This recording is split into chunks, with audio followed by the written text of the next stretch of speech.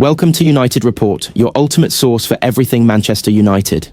From breaking news to in-depth analysis, we've got you covered with all the updates, transfers, and match highlights you need. If you're a true Red Devil, this is your home.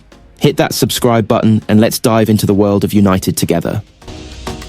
Wayne Rooney confessed he was unsurprised by how Manchester United handled Marcus Rashford before his exit.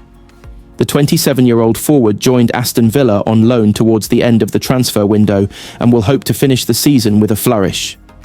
Rashford has not played since United's Europa League win over Victoria Plzen on December 12th, only featuring in one of the last 12 matchday squads. United boss Ruben Amorim consistently referred to Rashford's efforts in training as the reason he was left out of his plans. You can see on the bench we miss a bit of pace on the bench, but I would put Manchester United goalkeeper coach Jorge Vital before a player who doesn't give the maximum every day, he said last month. Rashford, who has 10 goal contributions so far this term, will hope to make a better impression on Villa boss Unai Emery.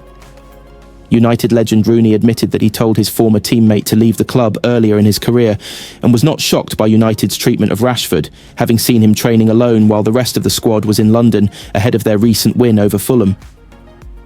I went into Carrington on Sunday to take my kids to game day, and Marcus was out on the training pitch with the fitness coach, Rooney told the Stick to Football podcast. But he was right over towards where the parents were walking past for the kids' games. I looked at him thinking how embarrassing it must be for him as parents walk past. He added, I was surprised when this started over 2 years ago, but now I'm not. I've spoken to Marcus a couple of times, and I've given him my thoughts and feelings that he needs to leave the club, because whatever is going on in his life and at United, he's not the same. For him to have a fresh start, he needs to leave the club. The fact that your manager is coming out and saying that you're not training right is crazy. While Rashford has sealed a temporary move to Villa, The Guardian has reported that he has very likely played his final game for United, regardless of whether Amorim or another manager is in charge next season. The relationship with his boyhood club is claimed to be beyond repair, and Villa have a £40 million option to sign him in the summer. The England international signed a 5-year contract with United in 2023, following his stellar season at the start of Erik Ten Hag's reign. However, it seems that there is little chance of Rashford being reintegrated into United's plans in the future, even if Villa opt against a permanent deal. Speaking about his decision to join Emery's side, Rashford told Villa TV, I've had to choose somewhere where I feel my style of football is suited to, and can help them and help me rediscover and improve as a player. Obviously, it's only short term I'm here, so I want to make the most of my time here. And the only way to do that is by using my attributes and my skill set to help the team. Manchester United brought teenage goalkeeper Ellie Harrison back from his loan spell last month and have now rejected loan offers to keep him at Old Trafford. He was at National League North side Chester in the early months of the season, but continued to impress, and, upon his return, the teenager was thrown straight into the first-team environment by Ruben Amorim. Harrison was on the bench for yesterday's home defeat by Crystal Palace, underlining his rising profile. Clubs from League One and League Two are all keen on landing the goalkeeper on loan, but the 18-year-old will spend the rest of the season in Manchester, with the club opting against letting him leave, as first reported by the BBC. Harrison has played for the U21s, but remained part of the first-team picture, which was underlined by the fact he was included during the loss to the Eagles. The teenager is highly thought of and cost the Premier League side £500,000 when they signed him from Stevenage. He's had first-team exposure in the past, with Harrison featuring in the squad across several pre-season friendlies back in the summer, although he wasn't part of the US tour. Andre Onana is the club's number one, but even he has faced his own critics. The Cameroonian was signed under the previous regime, but has made errors that have led directly to goals.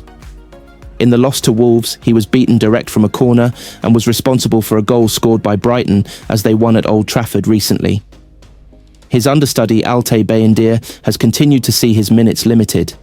He was less than impressive in the Carabao Cup loss to Tottenham in December, but just weeks ago was the hero as United knocked out Arsenal in the FA Cup.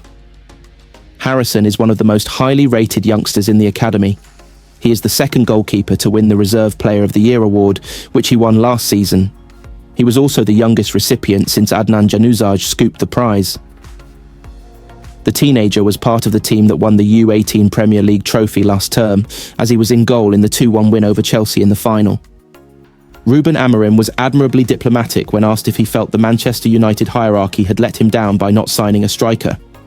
"We're trying everything to improve the team without making the same mistakes of the past," said Amorim after Sunday's 2-0 defeat at home to Crystal Palace. "But this market is really hard on the clubs to make deals. Then you have the urgency, and sometimes, when you're in that moment, you make mistakes." Yet given United have known since the turn of the year that Amorim wanted Marcus Rashford out, the failure to recruit a replacement is spectacularly negligent, even allowing for an unwillingness to repeat past mistakes. Even more embarrassing is the fact United were unable to get a loan deal over the line for Bayern Munich forward Mathis Tel, with Tottenham seemingly moving in to steal him from under their noses on deadline day. Before Sunday's latest defeat, United introduced two new signings, young duo Patrick Dorgu and Aiden Heaven, to the Old Trafford crowd. Two defenders, when anyone who has had the misfortune of watching United regularly this season will tell you that the one position they needed to address before deadline day was up front. Amorim may have chosen diplomacy post-match, but his team selection leaving Rasmus Højlund and Joshua Zirkzee on the bench and playing midfielder Kobbie Mainoo as a false nine was a blunt message to Sir Jim Ratcliffe and his cronies that he needs a striker who can fulfil the basic remit of the position scoring goals regularly. The failure to do so means United's attacking options are Højlund, Zirkzee, Ahmad, Alejandro Garnacho and Mainoo, whose average age is 21 and who have just 14 league goals between them. Zirkzee has just 3 goals in 24 Premier League games. Garnacho hasn't scored in the league since November. Højlund not since early December, while Mainoo has yet to get off the mark in the league. Only Ahmad has looked potent in the league, with 6 goals this term. But the blame lies not with those young players, but with those in charge at United for continuing the policy of substandard recruitment and failing to adopt a strategic approach to improving the squad. Ratcliffe's arrival at United little over a year ago was supposed to herald the dawn of a brave new era after more than a decade of mediocrity following consistently poor recruitment and overspending on average players. Yet United fans are left bemoaning the failings they have become accustomed to in the post-Sir Alex Ferguson era, with a squad that is simply not fit for purpose. In the summer, United decided to stick with Erik Ten Hag, having interviewed several potential successors, and handed him a further £200 million to spend on signings who have, once again, failed to reach the required standard.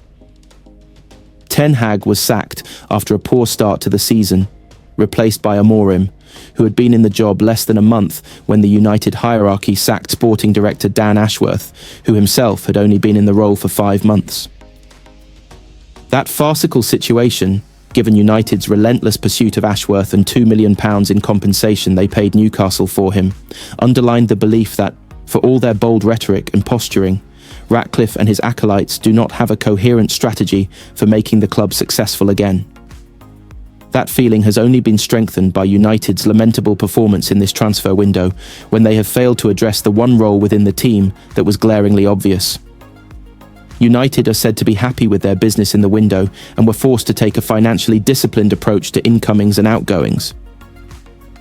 The hierarchy were not prepared to take expensive risks, paying high loan fees for unproven young players with no buy option. United believe such prudence has given them broader scope for the summer window, where there are better options available for players who fit Amorim's long-term plan. Aston Villa manager Unai Emery has confirmed he would like to add up to 3 more players to his squad ahead of Monday's transfer deadline, amid their quest to sign Manchester United forward Marcus Rashford. The Manchester Evening News understands Villa are closing in on the signing of the England international and are hopeful of getting a deal over the line ahead of Monday evening's 11 p.m. transfer deadline. The attacker has been frozen out at Old Trafford by head coach Ruben Amorim, last playing for United when they beat Victoria Pleasant 2-1 in the Europa League on December 12th. He has been left out of 11 of the last 12 matchday squads since then. United are open to letting Rashford go ahead of the deadline, and the forward has also expressed a desire to leave. He was understood to be keen on a move to Barcelona, but their financial situation put a deal in doubt. Rashford's £325,000 a week wage packet could present issues for any club keen on borrowing him for the rest of the season. But Villa are progressing with a move to sign the 27-year-old. As quoted by our sister title, Birmingham Live, Emery said, "Hopefully in 2 or 3 days we can join 2 or 3 players with us. I am going to be very motivated to get collectively here our objective. It is not normal, at the moment, what we are doing in this transfer window. But there are different circumstances we have to accept. There are still a few days until we close the transfer window, and the club is working, and we have to do something fast. I am very happy how the players are responding. We played some matches where players were close to leaving, and we were responding and getting the performance we needed. I am proud of them. It is going to be difficult joining more players with us in the next days, but we are being a very good team, competing in different competitions with the players we have had. I am happy, for example, how Lamar Bogard is responding and progressing. When we are missing players, it is an opportunity for others, like him. In case we are keeping the same squad and not adding players, I will be confident we can compete in the Premier League and Champions League. But of course, we are trying to add more options to play with capacity and skill. They can add